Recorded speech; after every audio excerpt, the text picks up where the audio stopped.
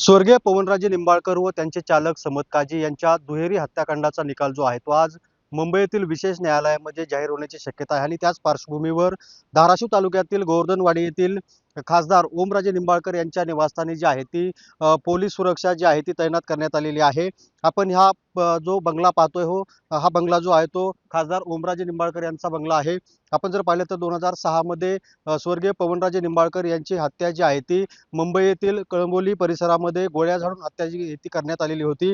तब्बल 20 वर्षापासून हा जो खटला आहे तो न्यायालयामध्ये सुरू आहे आणि याच प्रकरणाचा आज अंतरिम निकाल जो आहे तो एकीकडे जाहीर होण्याची शक्यता आहे। त्याचबरोबर खासदार ओमराजे निंबाळकर जे आहेत ते शिवसेना शिंदे गटामध्ये जाणार असल्याच्या चर्चा ज्या आहेत ते गेल्या 2 दिवसापासून सुरू आहेत। त्याच पार्श्वभूमीवर देखील ही सुरक्षा जी आहे ती वाढवण्यात आलेली आहे। खासदार ओमराजे निंबाळकर यांचं धाराशिव येथील संपर्क कार्यालय असेल किंवा त्यांचं येथील निवासस्थान असेल या ठिकाणी जी आहे ती सुरक्षा वाढवण्यात आलेली आहे। आपण जर पाहिलं तर गेल्या 20 वर्षापासून या निकालाच्या प्रतीक्षेमध्ये जे आहे ती काजी कुटुंब आणि निंबाळकर कुटुंब आहे। या प्रकरणामध्ये जर आपण पाहिलं तर माजी गृहमंत्री डॉक्टर पद्मसिंह पाटील त्याच यांच्यासह 9 जी आरोपी आहेत त्यांचा समावेश आहे। त्यामुळे कोर्ट आज नेमकं काय निकाल देणार याकडे धाराशिव जिल्ह्यासह संपूर्ण राज्याचं लक्ष लागलेलं आहे। एकंदरीत जर आपण पाहिलं तर तूर्तास तरी या ठिकाणी मोठा पोलीस बंदोबस्त जो आहे तो तैनात करण्यात आल्याची परिस्थिती आपल्याला पाहायला मिळते।